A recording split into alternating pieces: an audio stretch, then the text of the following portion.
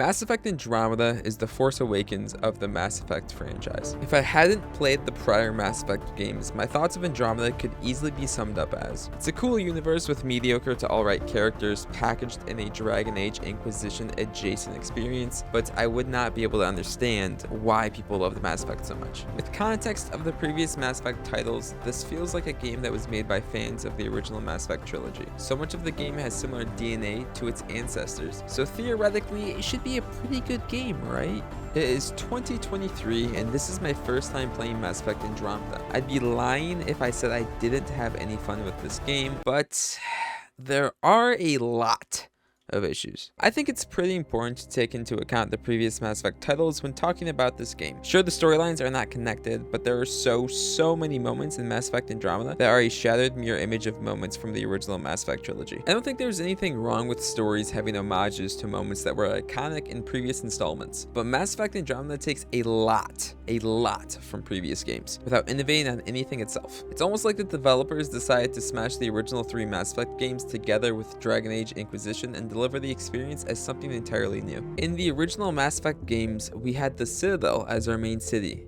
In Mass Effect Andromeda, we have the Nexus, which looks like an incest-bred relative of the Citadel. Instead of learning about the ancient Protheans alongside an alien who is obsessed with learning more, we're learning about the Remnants and their civilization with an over-eager alien of the same exact species. Instead of being hunted by the Collectors and indoctrinated by Reapers, we're being hunted and genetically altered by the Ket. Instead of Commander Shepard as our shepherd of the different species across the galaxy, we have Ryder, who goes on a ride with all of the different species across Andromeda. And those are just a few of the seemingly mirror images from the previous Mass Effect games. I could also go on and on about how many characters fill the exact same archetypes of characters from the previous games without bringing anything new to the table. I could talk about how similar the quest structure is and how even the final mission seems to be an homage to Mass Effect 1's ending but fails to deliver because of the immense amount of other quote-unquote homages there are in Mass Effect Andromeda, but it'd get pretty redundant.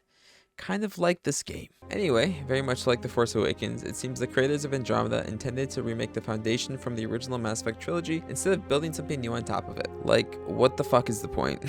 Sure, if I didn't play the previous games, it'd be a bit more interesting, but I think that playing previous installments of a franchise should at the very least not make you resent the game that you're currently playing. To be fair, something Mass Effect Andromeda does that its predecessors did not do is attempt open world styled levels.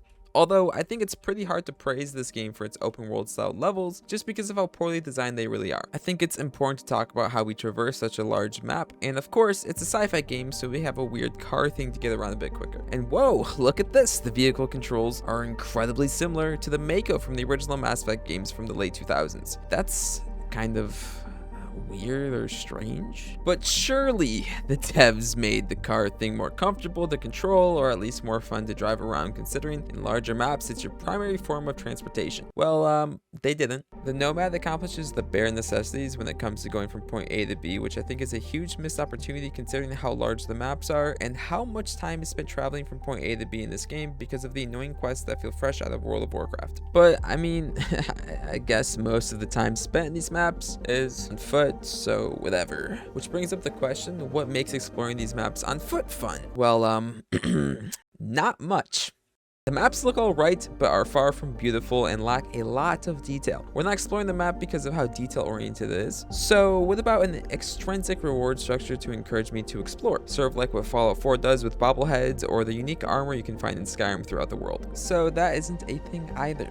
There are rewards found in chests and interactables laid throughout the world, but I've not found a single item that was unique to the chest that I had looted. Instead, it's usually some crafting materials or maybe a piece of gear. Okay, so the worlds aren't super detail-oriented. I'm not going to feel that blissful element of discovery from a detail-oriented world filled with rewards. So surely the game must have some sort of narrative element or combat challenges to push me forward. Please just give me a reason to explore this world. Well, you see, there are quests, but as I touched on earlier, most of them are boring quests with very little narrative to give the player a reason to fill up a magical bar that's a fucking UI element and not much more. All of the worlds have a bar that is associated with how viable worlds are to live on, but each fucking world has similar if not identical ways to fill up this stupid UI element. Honestly, if the game even had unique events according to each world, I'd be more okay with it, but the formula for each world is the exact same. You find a world thanks to a main story quest that gives you a little exposition to said world, world and then never have to go into that world again. But if you want to kill a lot of your time, you are able to do numerous fetch quests, puzzles that lack in variety,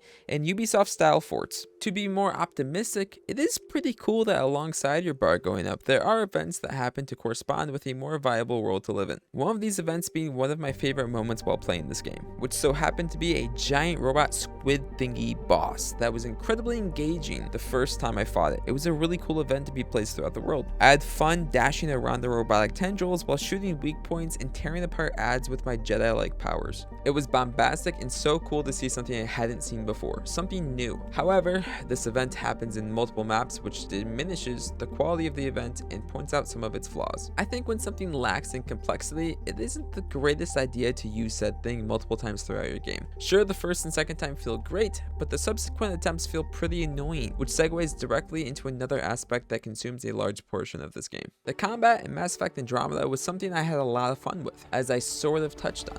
It was fun to dash around the battlefield and fling enemies into the air while watching them burst, paired with cool weapons, a skill tree, and a class system that allowed you to play how you wanted to. For the first 25 hours of the game, I couldn't get enough of the combat thanks to the skills I would get from leveling up. And at the 26-hour mark, I felt burnt out, seemingly out of nowhere. I realized a lot of the fun was derived from progressing my character and getting new ways to approach combat scenarios. The enemy variety is almost non-existent. The gunplay is rudimentary, the movement isn't extraordinary, and there aren't a lot of environmental ways to deal damage, which made every encounter feel incredibly similar after your quote-unquote build is more put together. I guess it's not too surprising that the combat is much like every other aspect of the game. Feels like the previous Mass Effect games with a bunch of content tacked on without care, making the systems that were great in a shorter linear experience feel dull because they aren't accompanied by what made the previous games so great. The story and dialogue weren't good enough to make me excited for the next narrative beat or next time I'd be able to talk to my companions for more context of this rich universe. In my opinion, what makes Mass Effect stand out compared to other RPGs is its ability to make you excited for every dialogue sequence where your choices matter, paired with beautiful world building that encourages you to click on every dialogue option. These moments bolster every aspect of the game. The last boss in Mass Effect 1 is not only fun because I'm shooting an NPC, but it's fun because I'm taking out a rogue specter that me and my companions have talked so much about. A rogue specter that the story has built up so well. A rogue specter that you want to defeat for more than just gameplay reasons. Mass Effect Andromeda fails to invigorate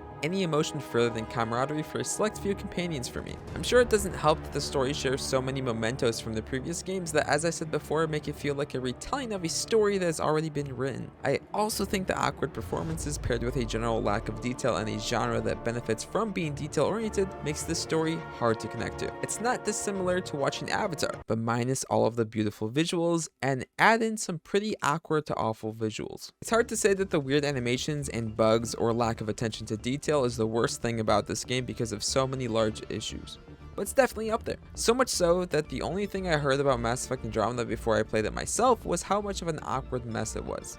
And I mean, they weren't wrong. There were way too many awkward looking animations and strange moments in this game that it's hard to list off how many problems there truly were. So much so that I started to get used to these issues and ignored them the more time I spent in the game, which is a large fucking problem. The game is just so fucking awkward that it gave me Stockholm Syndrome. It doesn't help that this game is filled with clunky menus, weird cutscenes, and gameplay mechanics that are taken straight out of late 2000s games. When I say I want animations and cutscenes to bridge the gap of a character loading a box or flying into space, it doesn't mean I want a cutscene that looks kind of mediocre that is also unskippable that happens to make traveling from map to map so fucking irritating. The explorative feeling of discovering something new is rarely there. The combat got boring for me around the 25-hour mark thanks to the lack of diversity in enemies and ways to approach scenarios. The story was alright, but it was bogged down by feeling so similar to the previous installments. I had to push myself a little bit to finish this bloated mess, but the DNA from this game's ancestors thankfully made some moments feel pretty fun. The game is pretty mediocre, and thanks to the beautiful games that came out after Mass Effect Andromeda, this experience felt like something I'll only remember to shit on in 2023 and onwards. But